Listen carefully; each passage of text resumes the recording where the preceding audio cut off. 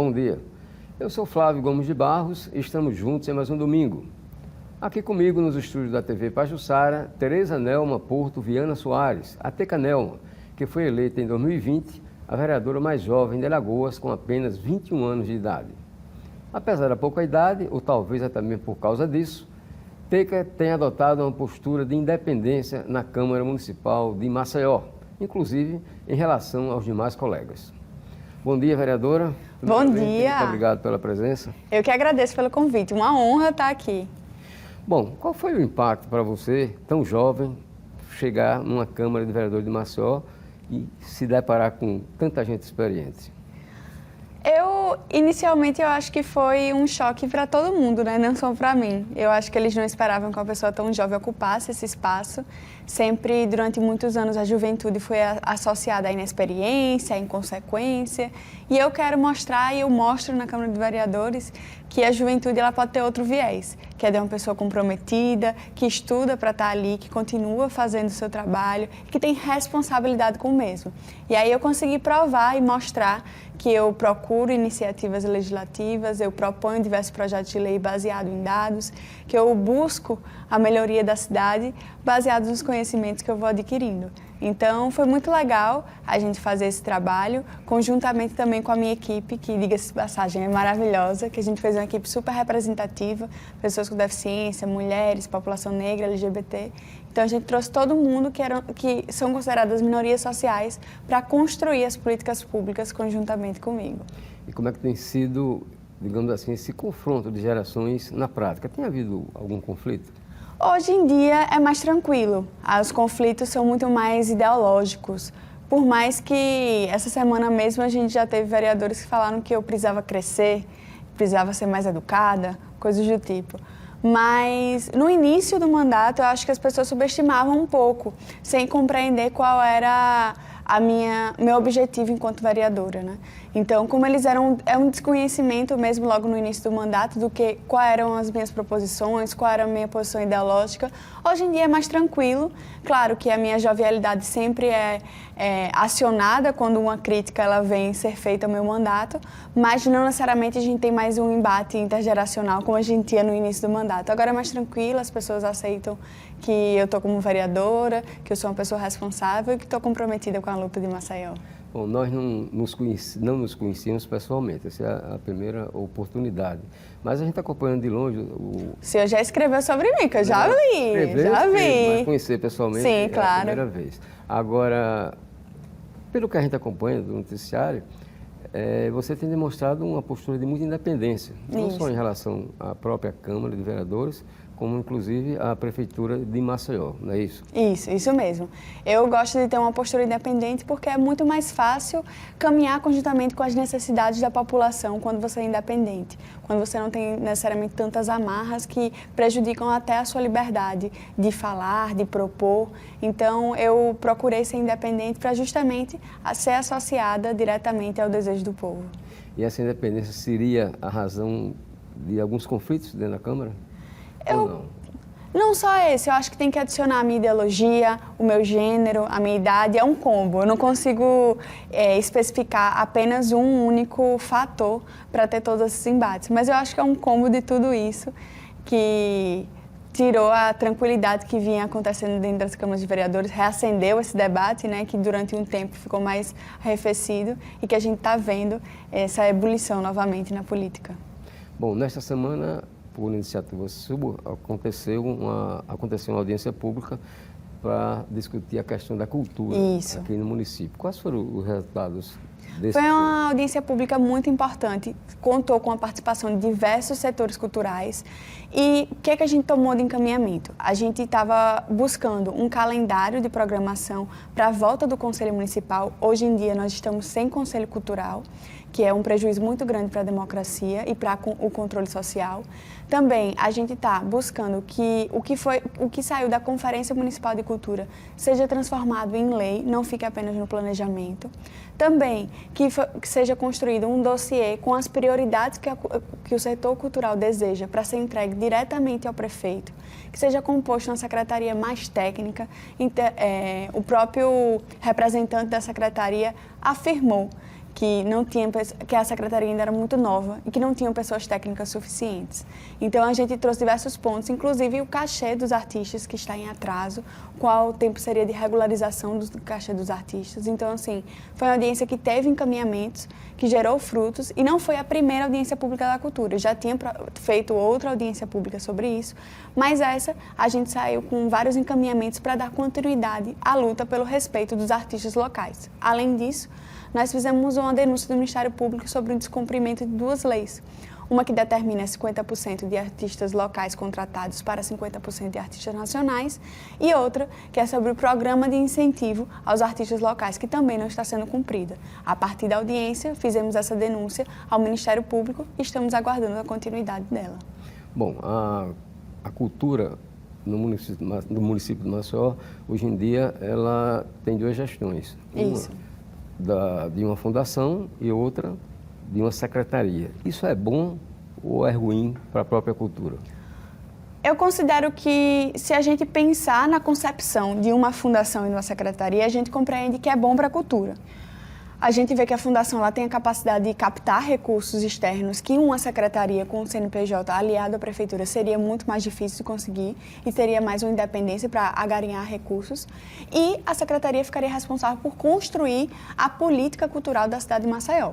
Hoje em dia, na verdade, o que a gente encontra na realidade não é o que a gente imaginou na teoria. Na verdade, encontra-se uma grande confusão sobre qual é a responsabilidade sobre o quê. Então, a gente vê que a contratação para shows, algumas saem da FEMAC, da Fundação Cultural, outro pagamento de cachê as pessoas vão cobrar na porta da secretaria. Essa semana teve até uma manifestação sobre isso, sobre os atrasos dos cachês. Então, está muito confuso para o próprio setor cultural e para nós, enquanto cidadãos, qual é a responsabilidade de quê? De quem é a responsabilidade da secretaria, qual é a responsabilidade da fundação. Isso está muito dúbio ainda, até porque a gente não tem o Conselho Cultural ativo. Então, a gente está nessa dificuldade enquanto aliada do setor cultural. Bom, após fazer todos esses questionamentos, você tem tido, de alguma forma, resposta por parte da Prefeitura? Existia um representante da Prefeitura de Maceió na audiência pública, ele estava representando a Secretaria de Cultura, mas que ele fez uma fala que eu considero incipiente, dado as necessidades e os pedidos que foram feitos. Inicialmente, ele disse que eles falam muito e fazem pouco, foi uma fala dele, que a gente não compreendeu o que ele queria dizer. Posteriormente, ele disse que o conselho estava na mão do prefeito, que dependia do prefeito, que a gente deveria dar propostas para a secretaria. Disse também que sabe da luta, da dificuldade, mas não tinha dinheiro para o carnaval, ao mesmo tempo que destinou aquele montante de dinheiro para o Rio de Janeiro, na Beija-Flor. Então, foi um posicionamento muito dúbio, confuso, e a gente falou na audiência pública e transmitiu a mensagem para a secretaria que o próximo encontro com esse dossiê pronto, que foi pedido, seja diretamente com o prefeito de Maceió e o setor cultural. Não tenha mais um intermédio de diversos assessores, porque acaba não chegando da mesma forma na prefeitura, para que seja exposto o que está acontecendo no setor cultural. Desculpe. Bom, além dessa questão cultural, nesses 3 anos e poucos meses de mandato na Câmara, o que é que mais você própria ressaltaria em relação ao seu trabalho? Claro, eu sempre falo uma coisa assim, Flávia, que você pode até não concordar ideologicamente com o meu trabalho, só não pode dizer que ele não existe, porque ele existe e ele é muito impactante em alguns setores da cidade de Maceió. E aí a gente pode dividir por áreas. Se a gente falar da causa animal, por exemplo, eu como vegetariana, eu sempre gostei de resgatar animais de rua, cuidar, colocar para adoção. A gente fez um castramóvel, foi o primeiro aqui de Maceió, que era um castramóvel rosa. Castramos 500 animais de rua, já doamos mais de 4 toneladas de ração, fizemos mais de 14 leis em prol da causa animal. A gente tem sobre a questão racial, a lei de cotas para concursos públicos municipais para as pessoas negras de 20%, que não existia anteriormente aqui na cidade. A gente tem mais de 10 leis para as mulheres, a gente tem para a saúde, para a educação, a gente foi autor da emenda do Fundef para todos, na repartição do Fundef para todos os funcionários de educação. A gente teve para a saúde o impedimento da terceirização da saúde. A gente vê que o impacto é na necessidade de Maceió. Audiências públicas inúmeras, projetos de leis também. E a gente vem fazendo esse trabalho de acompanhamento direto, quais são as demandas da sociedade. A gente já fiscalizou escolas, unidades de saúde, a gente caminha muito em consonância qual é a necessidade do povo. E aí, pessoas com deficiência é a minha paixão, foi um dos motivos de eu ter sido eleita, é o trabalho que sempre foi feito nessa área. A gente também já fez diversos projetos de lei, inclusive a criação da Comissão da Pessoa com Deficiência dentro da Câmara de Vereadores, que ela não existia, para a gente ver a importância desse tema de inclusão na sociedade. Bom, uma questão levantada recentemente por você foi o problema de inadimplência por parte da Prefeitura em relação à Fundação Pestalozzi. Isso, Como é verdade. Está essa questão? O que aconteceu? A Pestalozzi ela tem alguns serviços prestados para a pessoa com deficiência. 2 especificamente, 3 estão em atraso, mas 2 especificamente que estão numa situação mais crítica. Um se chama residência inclusiva, que é um equipamento de extrema importância para o município. O que é essa residência inclusiva? Quando uma pessoa não tem pais, não tem mães e está num abrigo municipal, uma pessoa que é acolhida, se ela tem uma deficiência grave ou acometida e ela não é adotada, a partir de 18 anos ou 21, quando se estende, o que é que vai ser feito com ela? Como que ela vai ser acolhida e ter os atendimentos se ela não consegue ser um adulto funcional suficiente para ter a sua independência? Então, essas pessoas estão sendo acolhidas pela instituição Associação Pestalozzi. E aí, a residência inclusiva, ela serve como uma espécie de abrigo municipal para pessoas com deficiência maiores de 18 anos, algumas são menores, mas a maior parte maiores, que precisam de cuidador 24 horas, que são ensinadas a ser um adulto funcional, de conseguir pegar um ônibus e tudo mais, mas que necessariamente elas não têm referência familiar. Esse é um serviço que está com 8 meses de atraso. Ele é tripartite, então é repasse do governo federal, estadual e municipal. E também esse que foi o Centro-Dia, que foi fechado temporariamente, enquanto a prefeitura não regularizava o pagamento, que é justamente um centro de atendimento único do estado de Alagoas, a residência também é única, que faz um trabalho diretamente com os adultos com deficiência que também não tem o perfil mais da escola, já acabou a escola, não tem perfil para ser incluído no mercado de trabalho e não tem perfil para continuar em casa sem as terapias para não se desorganizar. E aí sim é feito esse trabalho de inclusão na sociedade. Também está em 8 meses de atraso. Tentamos diálogo com a gestão e estamos aguardando o pagamento. Ok, vamos a um breve intervalo comercial. Na volta, a gente continua nessa entrevista com a vereadora Teca Nelma, do PSD de Maceió.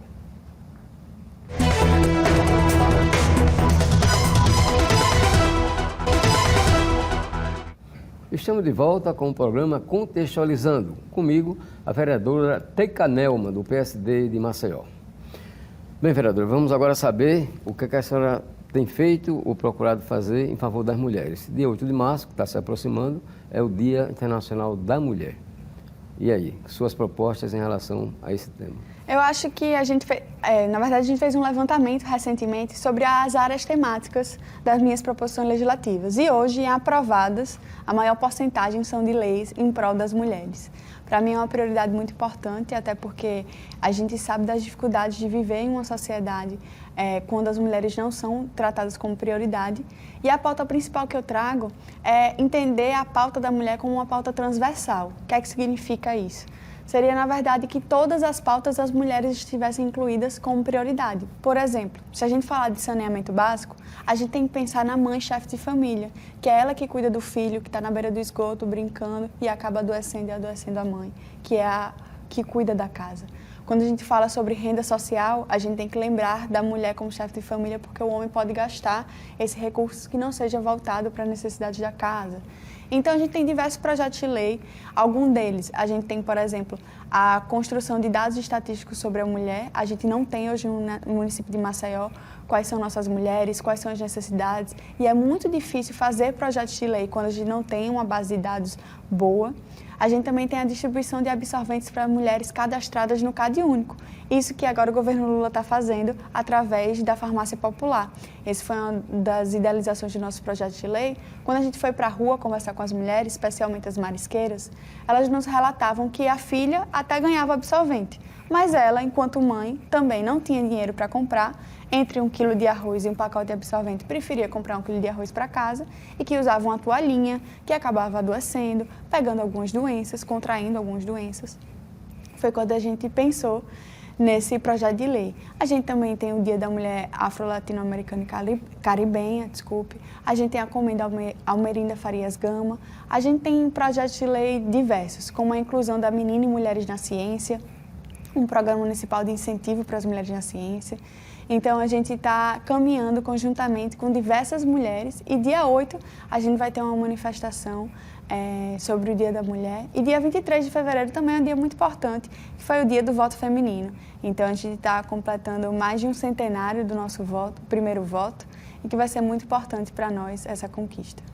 Quantas são hoje as mulheres vereadoras na Câmara Municipal de Maceió? Nós somos 25 vereadores e dentro dos 25 nós somos 4 mulheres.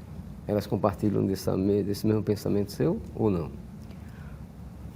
É difícil dizer. Nós mulheres somos diversas e dentro da mulheridade, mesmo assim, nós não encontramos uma unidade em todos os momentos. Eu acredito que das vereadoras, pelo menos 3 entre as 4 se consideram feministas e lutam pela igualdade de gênero. Não necessariamente todas compartilham desse mesmo ideal.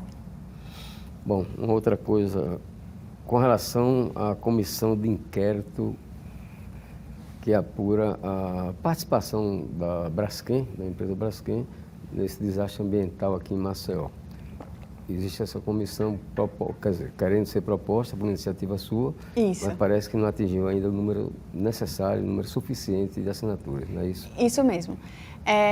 Das reivindicações da população que a gente mais escuta é a reparação sobre esse crime que continua acontecendo na cidade de Maceió. As reparações já feitas não são suficientes para suprir o que essas famílias passam e que toda a cidade foi atingida, não apenas 5 bairros. A gente encontrou a necessidade de continuar investigando essa empresa e esse crime que acontece a partir da mina 18. A gente teve uma comissão especial de inquérito há anos atrás, logo no início das rachaduras, proposta por outros vereadores, eu ainda não era vereadora, que constatou na época que a responsável pelas rachaduras e pela desestabilização do solo era a empresa Braskem. Antes não se sabia quem era o responsável. E saiu como encaminhamento do relatório de final dessa comissão de inquérito o indiciamento criminal dos diretores da Braskem, que está no processo na Polícia Civil desde então há 4 anos.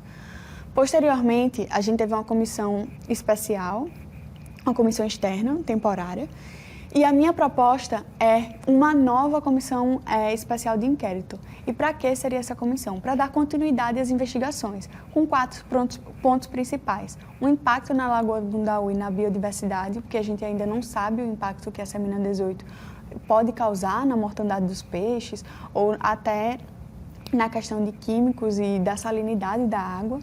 A gente tem a investigação também dos acordos e contratos feitos pela empresa com os moradores, com a cidade.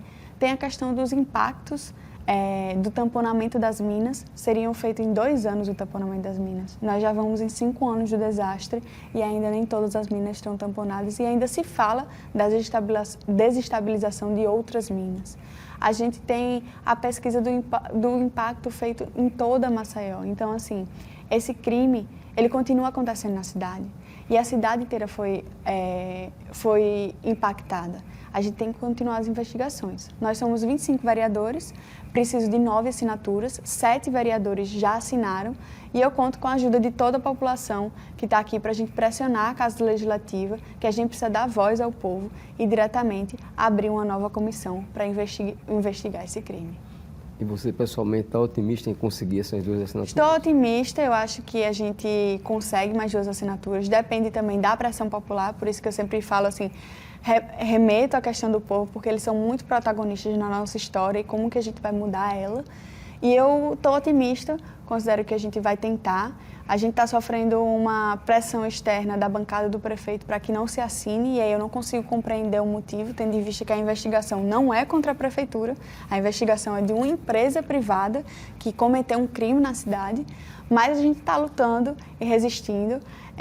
Infelizmente, esse ano nós vamos completar 6 anos desse crime ambiental e vamos ter diversas atividades durante a semana para relembrar as vítimas. Bom, a gente falou no início sobre a sua independência como vereadora, tanto em relação à própria Câmara como em relação à Prefeitura de Maceió. Essa sua postura, ela é compartilhada por mais alguém, mais algum outro vereador?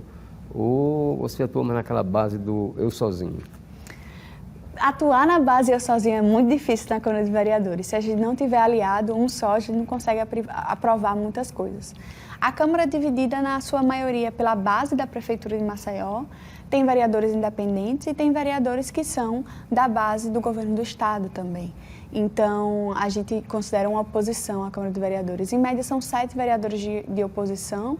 Eu me considero independente, tem também, eu acredito que outro vereador que seja independente, mas a maior parte da casa é base da Prefeitura de Maceió. Bom, já que estamos falando sobre a Prefeitura de Maceió, é inegável, por todas as avaliações que têm sido feitas, né, por vários institutos, o favoritismo do atual prefeito, João Henrique Caldas, do JHC, na sua tentativa de continuar no cargo, na eleição Sim. de outubro próximo. Esse favoritismo realmente, no seu entender, é real? Eu considero que a Prefeitura de Maceió ela tem uma jogada de marketing excepcional. Isso aí não há como negar. A gente vê e analisa que o discurso que é construído e a guerra de narrativas que é feita e proposta pela Prefeitura, ela é vencedora em muitas delas. Mas quando a gente vai escancar um pouco os problemas sociais da cidade, a gente vê que eles continuam lá e latentes. A gente vê a falta de creche, a gente vê o não pagamento dos artistas locais, a gente vê a questão da saúde, os postos e a dificuldade de marcar pelo pronto de 6, 7, 8 meses. A gente vê a questão da assistência social sem recursos financeiros para fazer os pagamentos, como, por exemplo, da questão da pestalose.